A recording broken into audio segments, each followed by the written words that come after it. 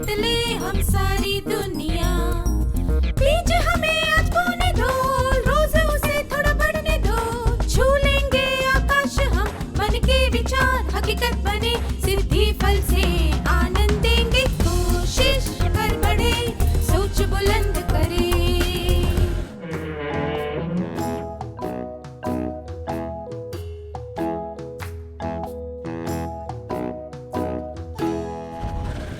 नमस्ते छात्रों, आप सबको यहाँ देखकर खुशी हो रही है। पिछले सत्र में हमने सीखा था कि कठिन परिश्रम का अर्थ होता है किसी लक्ष्य को प्राप्त करने के लिए सारी बाधाओं को पार करने का प्रयास करना। कठिन परिश्रम में रुकावटें, प्रयास न करना, आलस, काम को टालना, बहाने बनाना, धैर्य न रखना और आसान तरीके ढूंढना। कठिन परिश्रम करने के लिए हमें ये चरण अपनाने चाहिए: योजना बनाना, कार्य सूची बनाना, निरीक्षण करना, सीखना और काम को सुधारना। क्या हम प्रेमा की कहानी को आगे बढ़ाएं? कठिन परिश्रम की राह में जो रुकावटें आती हैं, उनको पार करने के बाद प्रेमा को क्या करना चाहिए? कठिन परिश्रम द्वारा उसे कौन से अच्छे काम करने चाहिए? आइए प्रेमा की कहानी के माध्यम से इसके बारे में जानते हैं। प्रेमा ने सारी बाधाएं पार कर ली थी और वो बागबानी करने में जुट गई थी। वो रोज सुबह 7 की जगह 6 बजे उठने लगी ताकि वो पौधों में पानी डाल सके। उसने टीवी देखना भी कम कर दिया। उसने बगीचे की देखभाल में ज्यादा समय देना शुरू कर दिया। घर में बगीचा बनाने की इच्छा की वजह से उसकी दिनचर्या में जो बदलाव आए, वो उन्हें आसानी से अपना सकी।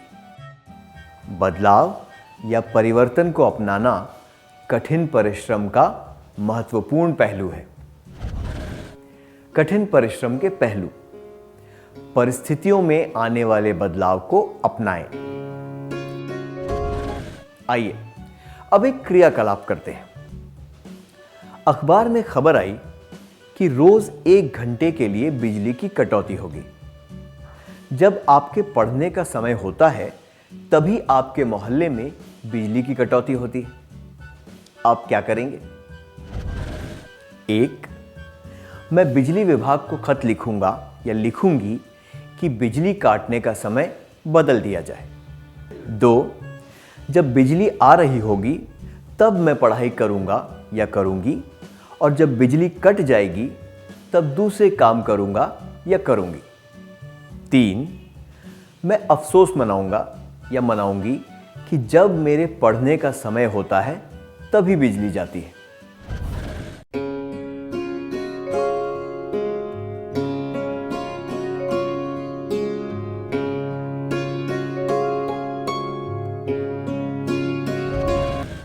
अफसोस मनाने से परिस्थिति में कोई बदलाव नहीं आएगा। बिजली विभाग भी शायद आपका निवेदन स्वीकार ना कर पाए। आप बिजली कटने से पहले ही अपनी पढ़ाई पूरी कर सकते हैं और बाकी के समय में दूसरे काम कर सकते हैं। अगर आप ऐसा करेंगे तो ये दर्शाएगा कि आप बदलाव को अपनाने की क्षमता रखते हैं। क्या आपने अपना उद्देश्य पूरा करने के लिए कभी परिवर्तन को अपनाया है? क्या आप इसके बारे में सबको बताना चाहेंगे?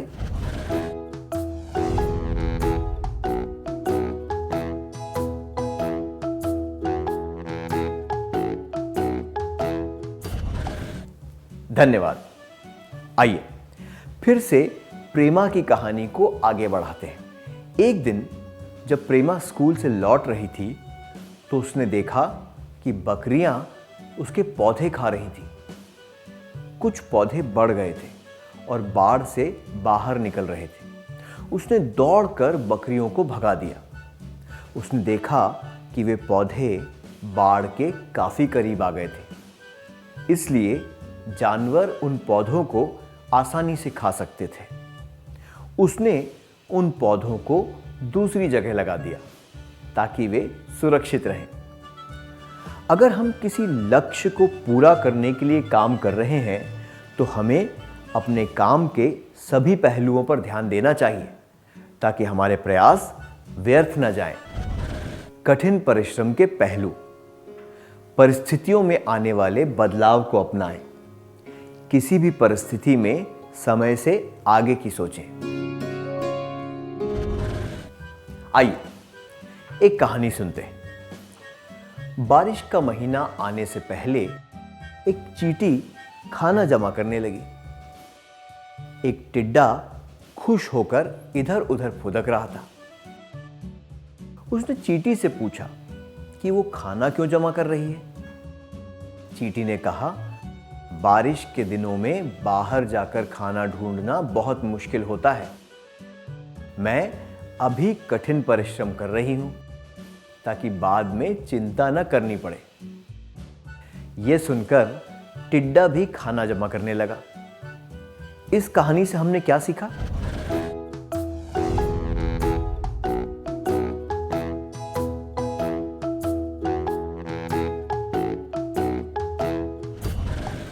हमें वर्तमान परिस्थिति को और अपने उद्देश्य को ठीक से समझना चाहिए और इसके अनुसार मौके का पूरा उपयोग करना चाहिए। ऐसा करने से ही हमें अच्छा फल मिल सकता है। अब एक और क्रियाकलाप करेंगे। गणित का सवाल हल करते समय सुमन अक्सर गणित के फॉर्मूला भूल जाती है। इस वजह से उसके अंक कट जाते हैं। कम अंक मिलने की वजह से उसके औसत अंक भी कम हो जाते हैं। इसलिए उसने उन सारे सवालों के फॉर्मूला लिखना शुरू कर दिए जिन्हें वो भूल जाती थी। उसने अपनी शिक्षिका से निवेदन किया कि वो उसकी उत्तर पुस्तिका में विस्तार से टिप्पणी करें ताकि उसे अपनी गलतियां पता चल सकें। इसके अलावा उसने गणित सुधारने के लिए एक कोचिंग क्लास में भी जाना शुरू कर दिया। क्या आपने कभी खुद की योग्यता का विश्लेषण किया है और यह जानने की कोशिश की है कि उसके पीछे क्या कारण है? इसके आधार पर क्या आपने अपने लक्ष्य को प्राप्त करने के लिए कठिन परिश्रम किया है? क्या आप इसके बारे में सबको बताना चाहेंगे? कृपया स्वेच्छा से 2 छात्र आगे आ जाएं।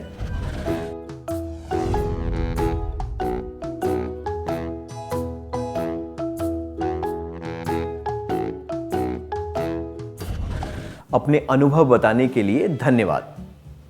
आइए अब देखते हैं कि प्रेमा क्या कर रही है। कुछ पौधे सुरक्षित जगह पर लगाने के बाद प्रेमा ने पड़ोस के घर से एक माली को अपना बगीचा देखने के लिए बुलाया। आइए प्रेमा और माली के बीच हुए वार्तालाप को सुनते हैं। भैया, मेरा बगीचा कैसा है? बहुत अच्छा प्रयास किया है तुमने, पर तुमने सही तरीका नहीं अपनाया है। क्यों? यहाँ पर गलत क्या है? देखो, यहाँ तुमने छोटे पौधे लगाए हैं और इनके आसपास बड़े पौधे लगा दिए हैं। जब ये पौधे और बड़े हो जाएंगे तो इन छोटे पौधों को बढ़ने के लिए पूरी धूप नहीं मिलेगी। ओह, यहाँ पर तुमने बेल को जमीन पर ही छोड़ दिया है। ये जमीन पर फैलकर कुचल जाएगी। तुम्हें इधर एक खंभा लगाकर ऊपर जाली लगा देनी चाहिए ताकि बेल ऊपर की तरफ बढ़े। ठीक है भैया, मैं ऐसा ही करूँगी। और ये पौधे तुमने ऐसे ही किसी भी जगह लगा दिए हैं। तुम्हें इनके बीच में सही दूरी रखनी चाहिए। अच्छा ठीक है भैया, आपकी सलाह के लिए धन्यवाद। और कुछ? अरे नहीं, तुम हिम्मत मत हारना। ये सब ठीक करने में तुम्हें ज़्यादा परेशानी नहीं होगी। इस वार्तालाप से हमने क्या सीखा?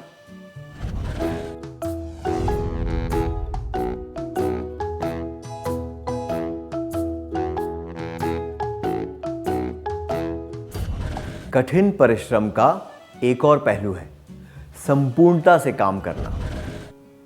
कठिन परिश्रम के पहलू: परिस्थितियों में आने वाले बदलाव को अपनाएं, किसी भी परिस्थिति में समय से आगे की सोचें, संपूर्णता से काम करें।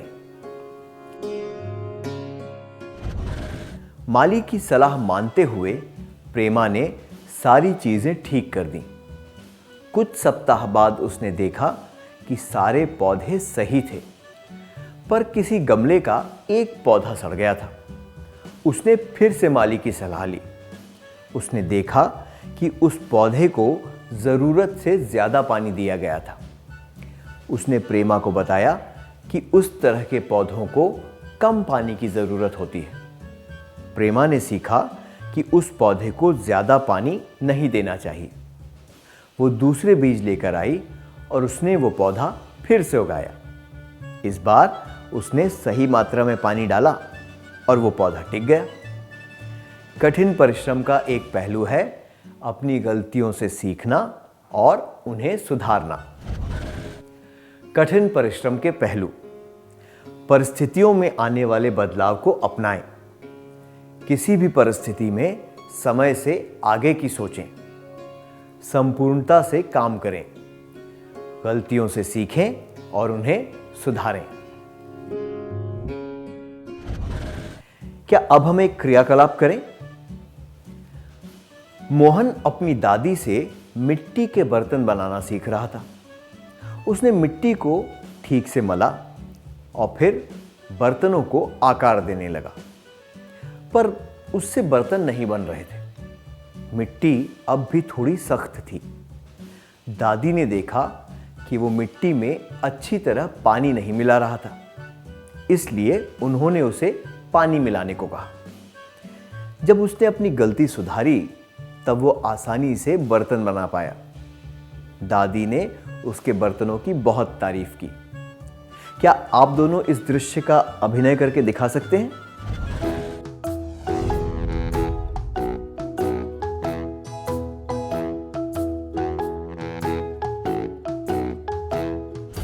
धन्यवाद। क्या अब हम सत्र का सार संक्षेप कर लें?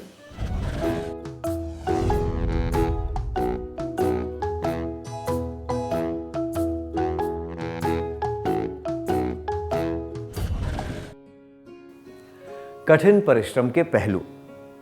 परिस्थितियों में आने वाले बदलाव को अपनाएं। किसी भी परिस्थिति में समय से आगे की सोचें, संपूर्णता से काम करें, गलतियों से सीखें और उन्हें सुधारें। धन्यवाद।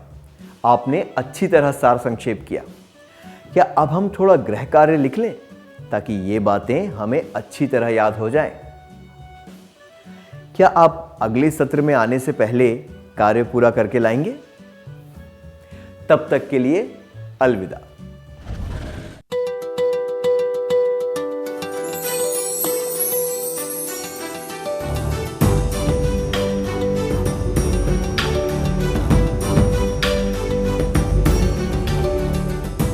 प्रश्न 1।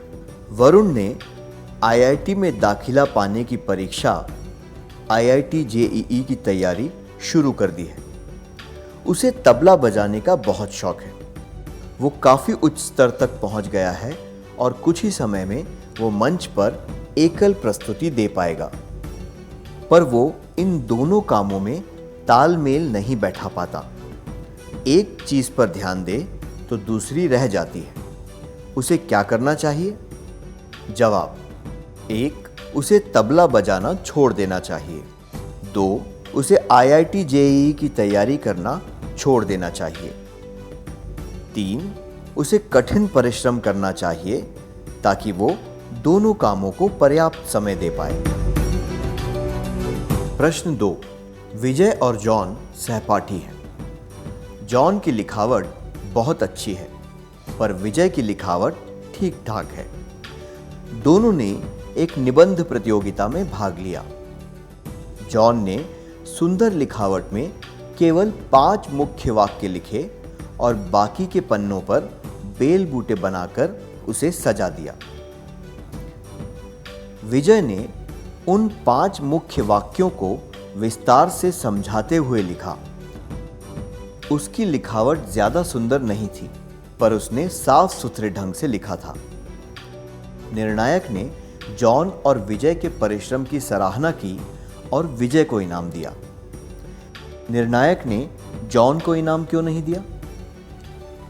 जवाब: 1. विजय ने जॉन के मुकाबले ज्यादा विस्तार से निबंध लिखा था। 2.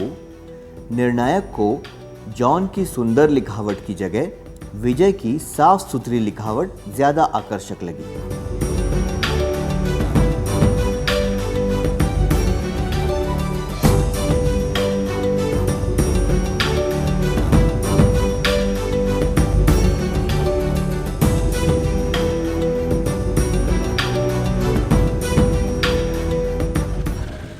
क्या आप अगले सत्र में आने से पहले कार्य पूरा करके लाएंगे? तब तक के लिए अलविदा।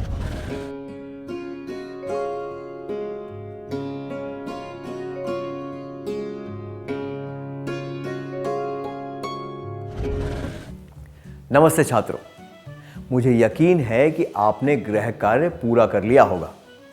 क्या हम जवाबों के बारे में चर्चा करें?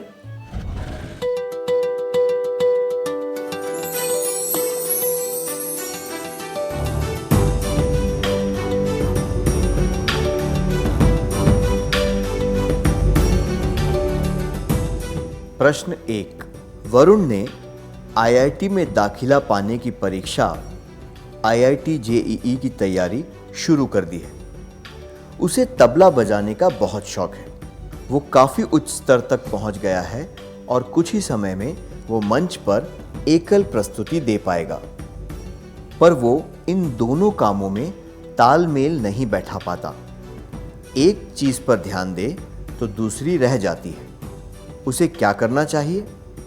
ये जवाब कि उसे तबला बजाना छोड़ देना चाहिए और उसे आईआईटी जेईई की तैयारी करना छोड़ देना चाहिए अनुचित है, क्योंकि इनमें चुनौतियों का सामना करके कठिन परिश्रम करने की बात नहीं की गई है। ये जवाब कि उसे कठिन परिश्रम करना चाहिए ताकि वो दोनों कामों को पर्याप्त समय दे पाए उचित है, क्योंकि इसमें बदलती परिस्थितियों को अपनाते हुए कठिन परिश्रम करने की बात कही गई है। आपने कौन सा उत्तर चुना?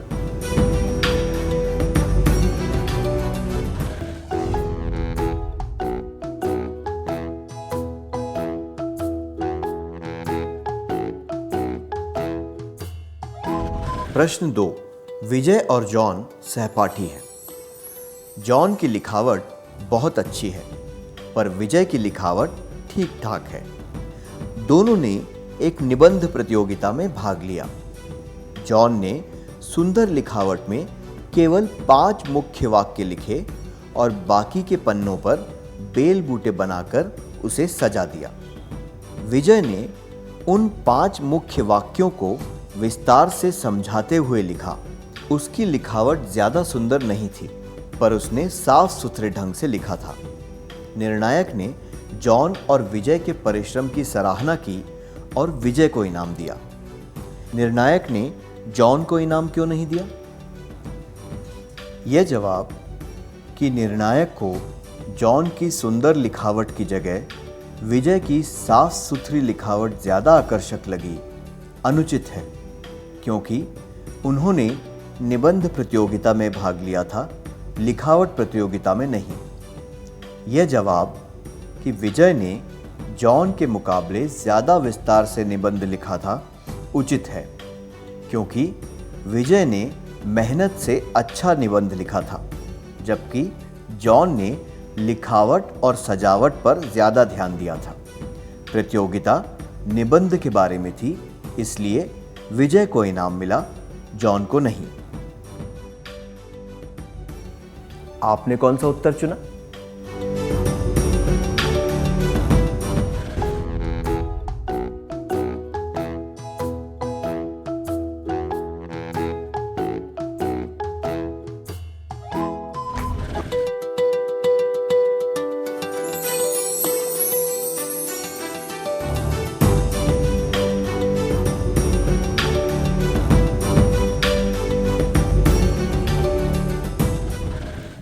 जिन छात्रों ने सही उत्तर चुने उन्हें बधाई हो।